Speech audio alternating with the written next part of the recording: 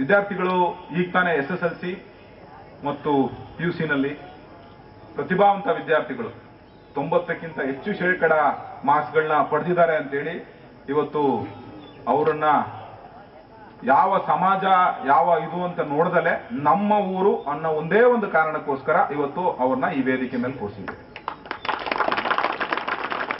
ಈ ವೇದಿಕೆ ಮೇಲೆ ಕೂತಿರುವಂತ ಈ ಕ್ಷಣಗಳನ್ನ ನಾವೆಲ್ಲ ಕೆಲವು ವರ್ಷಗಳ ನಂತರ ಮರೆತು ಹೋಗ್ಬಿಡ್ಬೋದು. ಬಟ್ ಅಲ್ಲಿ ಕೂತಿರುವಂತ ವಿದ್ಯಾರ್ಥಿಗಳು ಅಥವಾ ಇಲ್ಲಿ ಪ್ರಶಸ್ತಿನ ಸ್ವೀಕಾರ ಮಾಡಬೇಕಾಗಿರೋ ವಿದ್ಯಾರ್ಥಿಗಳು ಅವರು ಕೊನೆ ಉಸಿರಿಯವರೆಗೂ ನೆನ್ಪಿಟ್ಕೊಂತಾರೆ. ಖಂಡಿತವಾಗ್ಲೂ ಇದನ್ನ ನೆನ್ಪಿಟ್ಕೊಂತಾರೆ. ಅಂಡ್ ನಾವು ಈ ತರ ಕಾರ್ಯಕ್ರಮ ಮಾಡಬೇಕು ಮುಂದೆ ಅಂತೇಳಿ ಅವ್ರ ತಲೆಗೆ ಬಂದೇ ಬರುತ್ತೆ. ಹೌದೋ ಇಲ್ಲ? ನನಗಂತೂ ಯಾಕಂದ್ರೆ ಇಲ್ಲಿರೋ ಪೋಷಕರು ಸಾಕಷ್ಟು ಜನ ಇದ್ದೀರಿ, ತಮ್ಮೆಲ್ರಿಗೂ ಗೊತ್ತಿರುತ್ತೆ. ಕೇವಲ ಇದು 90% ತೆಗೆದಿರೋದು ಅವ್ರ ಶ್ರಮ ಅಲ್ಲ. ತಾವು ಅದರಿಂದ ಬೆನ್ನಿಂದ ಎಷ್ಟು ಶ್ರಮ ಹಾಕಿರ್ತೀರಿ ಪೋಷಕರಾಗಿ ಅದು ತಮಗೆ ಗೊತ್ತಿರುತ್ತೆ.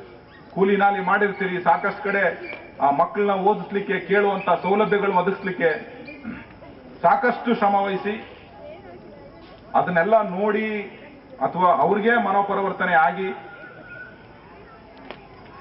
ಅಷ್ಟು ಉತ್ತಮವಾದಂತಹ ಅಂಕಗಳನ್ನ ಅವರು ಪಡೆದಿದ್ದಾರೆ.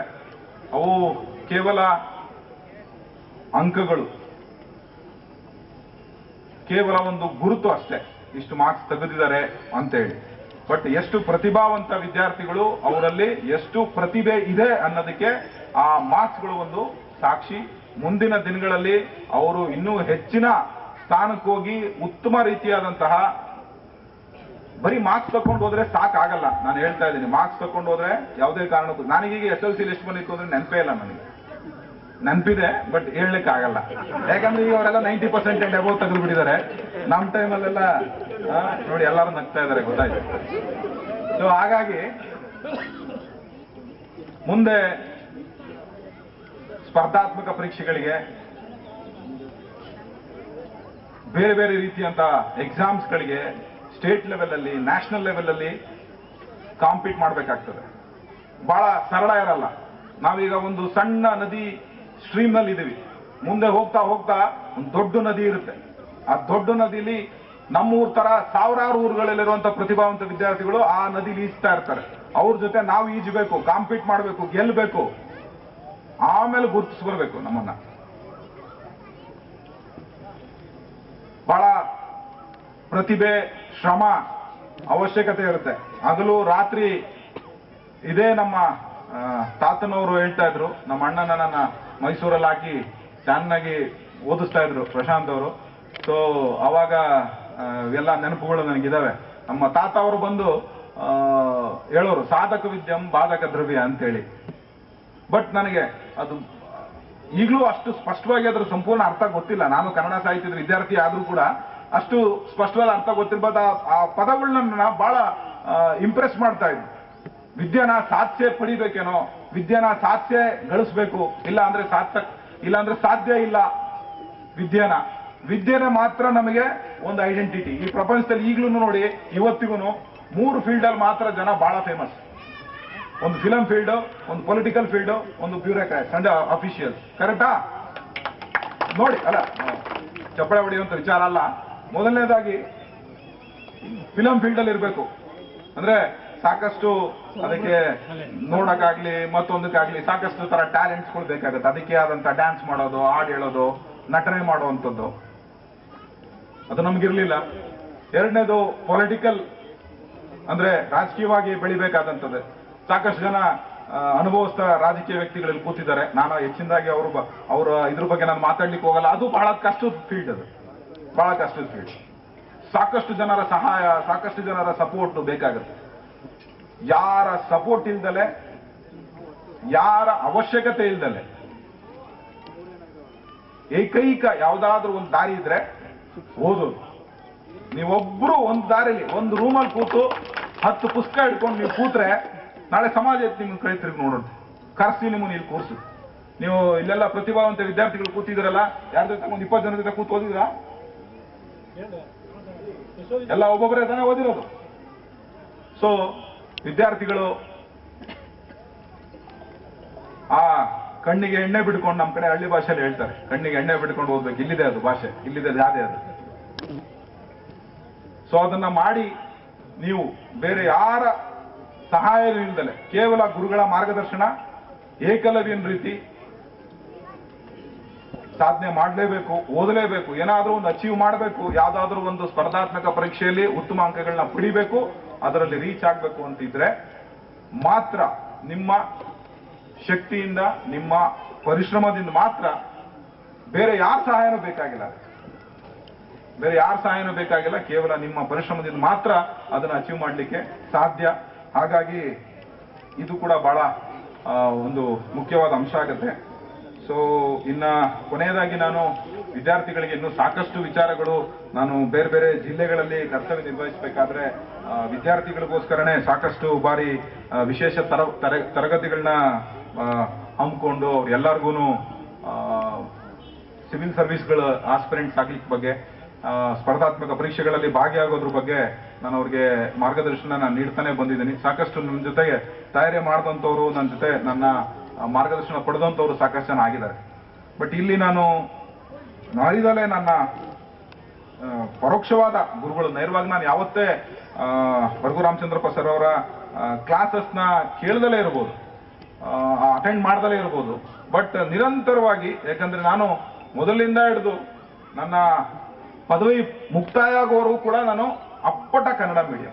ನಿಮ್ಮೆಲ್ರಿಗೂ ಇಲ್ಲಿರೋರಿಗೆ ಸಾಕಷ್ಟು ಕಂಪ್ಲೇಂಟ್ಸ್ ಇರ್ತದೆ, ಬಹಳ ಸಾಕಷ್ಟು. ನಾನು ಹಳ್ಳಿಲಿ ಅದೀನಿ, ನಮ್ಮ ಸ್ಕೂಲಲ್ಲಿ ಫೆಸಿಲಿಟಿ ಇಲ್ಲ, ನಾ ಇಂಗ್ಲಿಷ್ ಬರಲ್ಲ, ಹೌದಲ್ಲ, ಸಾಕಷ್ಟು ಜನಕ್ಕೆ ಅದನ್ನ ಒಂದು ಕಾರಣ ಕೊಟ್ಟು ಕೊಟ್ಟು ಕೊಟ್ಟು ಕೊಟ್ಟು ಅವರು ಆ ಜವಾಬ್ದಾರಿಯಿಂದ ತಪ್ಪಿಸ್ಕೊಳ್ತಾ ಇರ್ತಾರೆ. ಖಂಡಿತವಾಗ್ಲೂ ಅದು ಸುಳ್ಳು, ಅದರ ಅವಶ್ಯಕತೆ ಇಲ್ಲ. ಇಂಗ್ಲಿಷ್ ಕೂಡ ಬೇರೆ ಭಾಷೆ ತರ ಒಂದು ಭಾಷೆ. ತಾವು ಕೂಡ ಮನ್ಸು ಮಾಡಿದ್ರೆ, ವಿಶೇಷವಾಗಿ ಈಗಿನ SLC ಮತ್ತು PUC ಮಕ್ಕಳಿಗೆ ನಾನು ಕಿವಿ ಮಾತು ಹೇಳುವಂಥದ್ದು, ಇಲ್ಲಿಂದ ಮುಂದೆ ನಾನು ದೇವರಿಗೆ ಇಲ್ಲೋ ಒಂದು ಕ್ಷಣದ ಥ್ಯಾಂಕ್ಸ್ ಹೇಳ್ಬೇಕು. ಯಾಕಂದ್ರೆ ಇಲ್ಲಿರೋರು ಎಲ್ಲರೂ ಹೇಳ್ಬೇಕು, ಯಾಕಂದ್ರೆ ನಾವು ಓದ್ಬೇಕಾದ್ರೆ ಮೊಬೈಲ್ಸ್ ಇರ್ಲಿಲ್ಲ, ನಮ್ ಪುಣ್ಯ, ಹೌದಲ್ಲ. ಈಗಿನ ಮಕ್ಕಳು ನನಗನ್ನಿಸ್ದಂಗೆ ಆ ವಿಚಾರದಲ್ಲಿ ಶಾಪಗ್ರಸ್ತರು ಅಂತ ನಂಗೆ ಅನ್ನಿಸ್ತದೆ. ಸೊ ಏನೋ ಹುಡುಕ್ಲಿಕ್ಕೆ ಹೋಗ್ತಾರೆ, ಎಲ್ಲೋ ಎಂಡ್ ಆಗಿರ್ತಾರೆ, ಅಷ್ಟೊತ್ತಿಗೆ 3 ಗಂಟೆ ಟೈಮ್ ಆಗಿರುತ್ತೆ. ಅಪರೂಪ ಊರಲ್ಲಿ ಮಾತಾಡ್ತಾ ಇದ್ದೀನಿ. ಮನೆ ನಂದು, ಊರು ನಂದು, ಸೊ ಹಂಗಿದ್ದಾಗ ಮಾತುಗಳು ನಂದೆ. ಸೊ ಸರ್ ಕ್ಷಮೆ ಇರ್ಲಿ ಸರ್, ಮುಂದೆ ಇಲ್ಲ ಸರ್, ತಮಗೆ ಗೊತ್ತಿರ್ಲಿ ಸರ್, ತಮ್ಮ ಮಾತು ಕೇಳಲಿಕ್ಕೆ ನಾನು ಬ್ಯಾಂಗ್ಳೂರ್ ಯೂನಿವರ್ಸಿಟಿನಲ್ಲಿ ಬಂದು ತಾವು ವೇದಿಕೆ ಮೇಲೆ ಮಾತಾಡ್ಬೇಕಾದ್ರೆ ನಾನು ಬಾಗ್ಲ ಹತ್ರ ನಿಂತ್ಕೊಂಡು ಕೇಳ್ತಾ ಇದ್ದೆ ಸರ್ ತಮ್ಮ ಮಾತುಗಳನ್ನ. ಆ ಕ್ಷಣದ ಒಂದು ಸಣ್ಣ ಉದಾಹರಣೆ ಹೇಳ್ತೀನಿ ಸರ್. ಯಾವಾಗಲೇ ಹೇಳ್ದೆ, ನಾನು ಹೇಳ್ತೀನಿ ಸರ್ ಇದನ್ನು ವೇದಿಕೆ ಮೇಲೆ ಅಂತ ಹೇಳಿ. ಸರ್ ಹಿಂಗೆ ಮಾತಾಡ್ತಾ ಇದ್ರು, ಅದ್ಭುತವಾಗಿ ಮಾತಾಡ್ತಾ ಇದ್ರು. ನಾನು ಅಲ್ಲಿ ನಿಂತ್ಕೊಂಡು ಬಾಗ್ಲ ಹತ್ರ ನಿಂತ್ಕೊಂಡು ಕೇಳ್ತಾ ಇದ್ದೆ. ನಾನು ಆಲ್ರೆಡಿ ಆಫೀಸರ್ ಆಗಿದ್ದೆ, ASP ಇದೆ ನಾನು ಆಗ್ಲೇ. ಆದ್ರೂ ಒಂದು ಸೈಡಲ್ಲಿ ಮೂಲೆ ನಿಂತ್ಕೊಂಡು ಕೇಳ್ತಾ ಇದ್ದೆ ಬ್ಯಾಂಗ್ಳೂರ್ ಯೂನಿವರ್ಸಿಟಿನಲ್ಲಿ, ಯಾಕಂದ್ರೆ ನಾನು ಬ್ಯಾಂಗ್ಳೂರ್ ಯೂನಿವರ್ಸಿಟಿನಲ್ಲಿ PhD ಮಾಡಿರೋದು. ಅಲ್ಲಿ ಮೂಲೆ ನಿಂತ್ಕೊಂಡು ಕೇಳ್ತಾ ಇದ್ದೆ.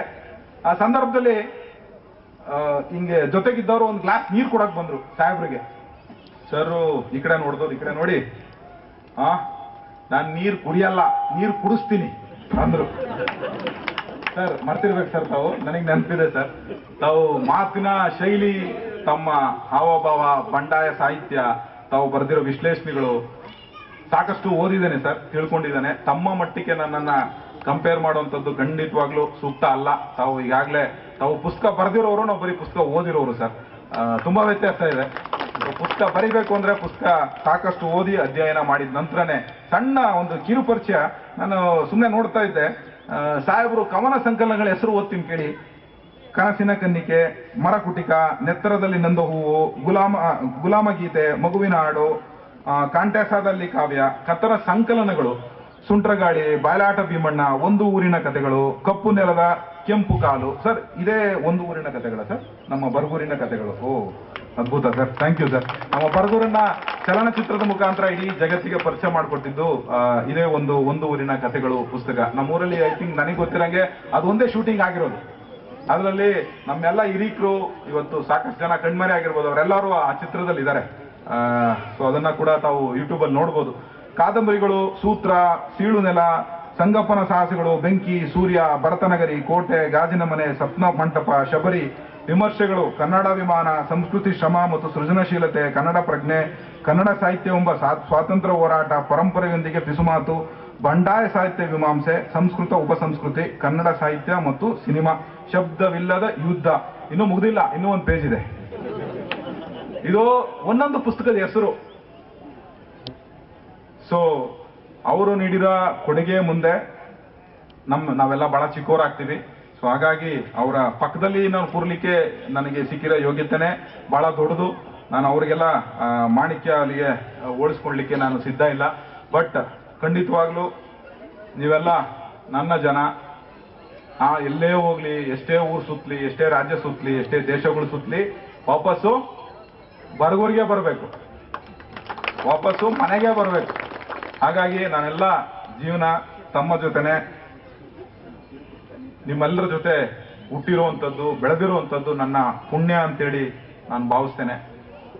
ಅದೇ ರೀತಿ ನನ್ನ ಶಕ್ತಿ ಮೀರಿ ನಾನು ಮುಂದಿನ ದಿನಗಳಲ್ಲೂ ಕೂಡ ನನ್ನ ಕರ್ತವ್ಯದಲ್ಲಿ ಉತ್ತಮವಾದಂಥ ಹೆಸರನ್ನು ಪಡೆಯೋದ್ರ ಮುಖಾಂತರ ಈ ಊರಿಗೂ ಕೂಡ ಒಂದು ಉತ್ತಮವಾದಂಥ ಹೆಸರನ್ನ ಪಡೀಲಿಕ್ಕೆ ನಾನು ಪ್ರಯತ್ನ ಪಡ್ತೇನೆ. ಕೊನೆಯದಾಗಿ ಒಂದು ಪಿಸುಮಾತು ನಮ್ಮ ವಿದ್ಯಾರ್ಥಿನಿಯರಿಗೆ, ಈ ವೇದಿಕೆ ಮೇಲಿರುವಂತಹ ಎಲ್ಲ ವಿದ್ಯಾರ್ಥಿಗಳು, ಕೇವಲ ಇದೊಂದು SLC ಅಥವಾ PUC 90% ಹೆಚ್ಚು ಮಾರ್ಕ್ಸ್ ತೆಗೆದಿದ್ದೀರಿ. ಕೆಲವರಂತೂ 98, 99, ಇನ್ನೊಂದು ಯಾಕೆ ಬಿಡ್ತಿದ್ದೀರಿ ಗೊತ್ತಿಲ್ಲ, 1-2 ಮಾರ್ಕ್ಸು. ಸರ್ ನೆಕ್ಸ್ಟ್ ಬಿಟ್ಟಿರೋದು ಸರ್. ನಾವು 1-2 ಮಾರ್ಕ್ಸ್ ಎಲ್ಲ ಅಲ್ಲಲ್ಲೇ ಪಾಸ್ ಆಗ್ತಿದ್ವಿ ಸರ್.